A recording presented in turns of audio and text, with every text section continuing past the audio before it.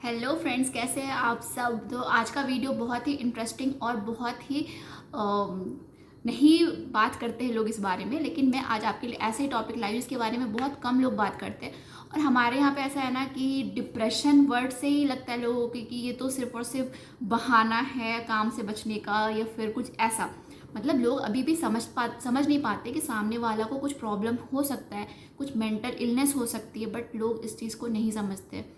घर पे भी कोई नहीं, अब घर पे आप बोलोगे ना कि मुझे ये डिप्रेशन हो रहा है, तो लोग आपके ऊपर हंसेंगे। लोग कहेंगे कि ये क्या ही पागल बना रही है, लगता है इसको कुछ काम नहीं करना इसलिए ऐसा बकवास कर रही है, बहाना बना रही है। लेकिन हाँ, मैं समझ सकती हूँ क्योंकि ये मेरे साथ हो चुका है। और ये बहुत सारी लेडीज़ के साथ होता होगा जिनको मतलब सपोर्ट नहीं मिल रहा होगा, कि सब वो किसी से शेयर नहीं कर पा रही होगी। लेकिन आप ये मेरा वीडियो देखोगे ना तो आपको पता चलेगा कि हाँ, मतलब मैं आपको बताऊंगी कैसे इस चीज़ से बाहर निकलना है, क्योंकि मैं अपने आप को उस चीज़ से बाहर निकाली हूँ। जब मेरा फर्स्ट प्रेगनेंसी था, तो जब उस समय सब जब फर्स्ट प्रेगनेंसी होता तो सब किसी को पता नहीं होता, सब लोग नए होते। हाँ, हमने कहीं सुना हुआ है कि हाँ ऐसा कुछ होता होगा, लेकिन जब खुद पे होता है ना तब पता चलता है। तो जब मैं हॉस्पिटल में थी तो फिर सब कुछ सही था। हॉस्पिटल से आने के बाद, क्योंकि जब हॉस्पिटल में हम होते हैं ना तो इंजेक्शन वगैरह लगता है, सब कुछ होता है ना, तो फिर नींद भी अच्छी आ रही होती है। लेकिन जब घर आप आओ ना तब पता चलता है। तो घर जब मैं आई तो सब कुछ सही था। इनफैक्ट मेरी फैमिली बहुत सपोर्टिव है, बहुत सपोर्ट करते हैं, बहुत हेल्पफुल है। लेकिन क्या होता है ना कि कुछ चीज़ें ऐसी होती है ना जिसमें आप किसी से कुछ शेयर नहीं कर सकते हो, और वो खुद अंदर ही अंदर आपको समझ में आ रहा होता है कि मुझे करना क्या। क्योंकि क्या हुआ मेरे साथ कि मुझे समझ नहीं आता था मेरे साथ हो क्या रहा है। कभी मुझे बहुत खुशी होती थी बेबी को देख के कि मतलब मैंने कितना मतलब अच्छा काम किया, छोटा सा बेबी मेरे पास है, कितना प्यारा बच्चा है ये। और कभी कभी मुझे समझ नहीं आता था कि क्या मैं इसका ध्यान अच्छे से रख रही हूँ, क्या मैं अच्छी मम्मा बन सकती हूँ, क्या इसका पेट भर रहा है, ये रो रहा है तो क्यों रो रहा है। ये सब चीज़ों से मतलब मुझे बहुत इनसिक्योरिटी होता था। और एक तो हाइजीन को, मतलब मुझे साफ़ सफाई से बहुत वो हो गया था कि ये चीज़ साफ़ नहीं है, बेबी के लिए अच्छा नहीं है, बेबी को कोई टच ना करे तो कुछ, मतलब ये सब चीज़ें मेरे साथ हुई।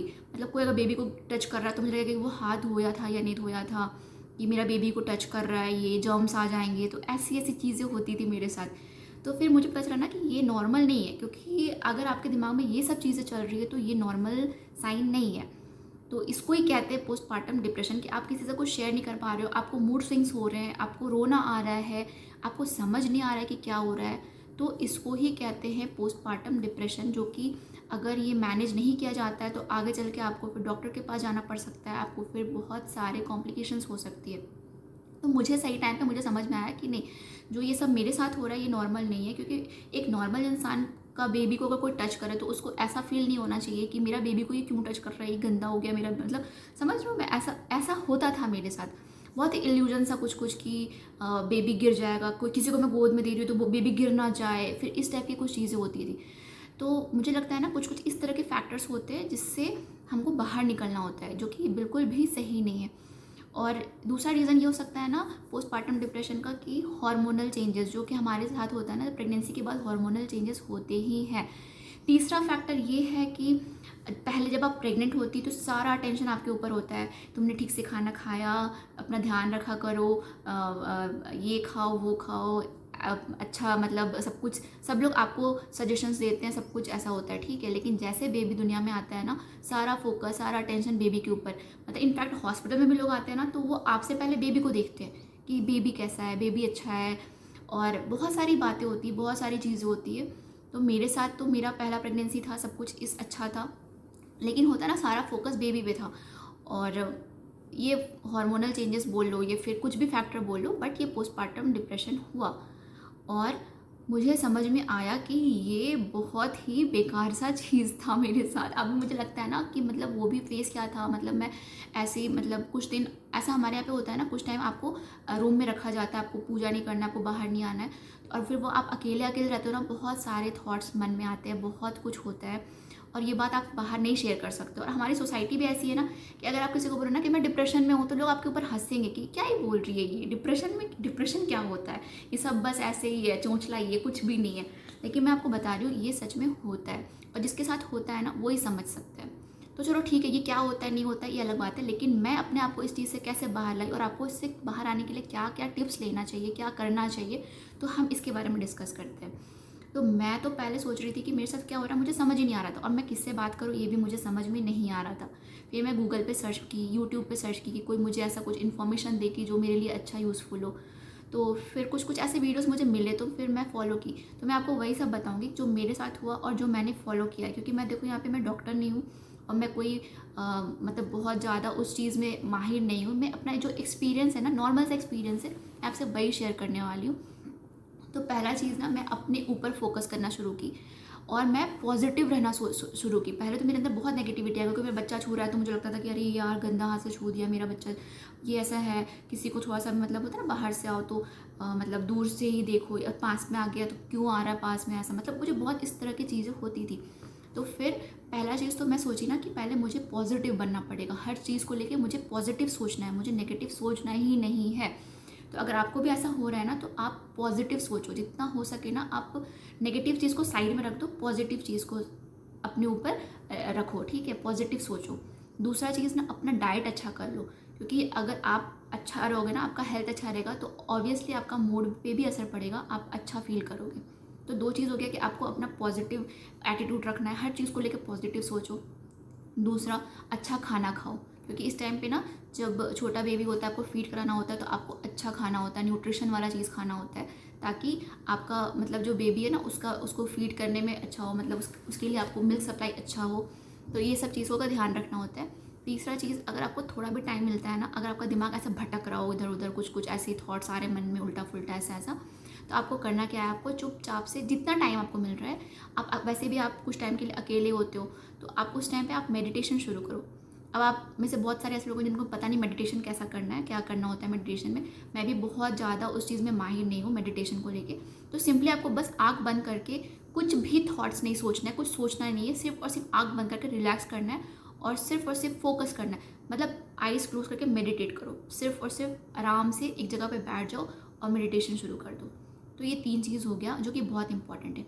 चौथा चीज़ है ना कि अगर आपको ऐसा कुछ लग रहा है ना कि मुझे कुछ सही नहीं लग रहा है, मेरे साथ कुछ अच्छा नहीं हो रहा है, मुझे अजीब अजीब से थॉट्स आ रहे मन में, मुझे अच्छे से नींद भी नहीं आ पा रही है, तो आप एक काम करो, आपका जो बहुत क्लोज है ना, वो कोई भी हो सकता है, आपका फ्रेंड हो सकता है, आपके हस्बैंड हो सकते हैं, कि कोई भी फैमिली मेम्बर हो सकता है, कोई भी अगर आपसे बहुत क्लोज है ना, आपको लगता है कि हाँ इससे अगर मैं कुछ शेयर करूँगी ना तो ये बात बाहर नहीं जाएगा और ये मुझे थोड़ा समझता हो, तो आप उसको पकड़ो, आप उससे बात करो इस चीज़ के बारे में।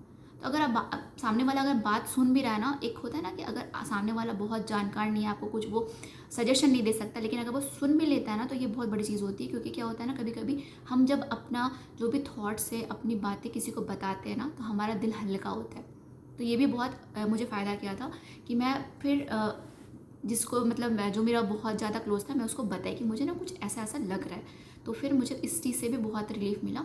हाँ, खास ये बात है कि सामने वाला कुछ मतलब रिप्लाई करे ना करे, उस पर हमें ध्यान नहीं देना, हमें बस उसको बोलना है। तो ये 4 चीज़ हो गई। और last and not the least ये है कि आपको, अगर आप अकेली रहती है, चाहे आपके साथ कोई फैमिली मेम्बर से जॉइंट फैमिली में है, तो आप सारा काम बेबी का है ना, वो खुद के ऊपर बर्डन मत लो।